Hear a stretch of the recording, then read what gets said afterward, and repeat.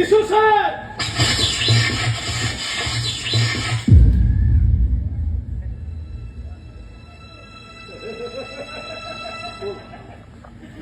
মুখ চাপিবলৈ গৈ দেখোন আপোনাৰ ছাৰ নিজে অফ হৈ থাকে না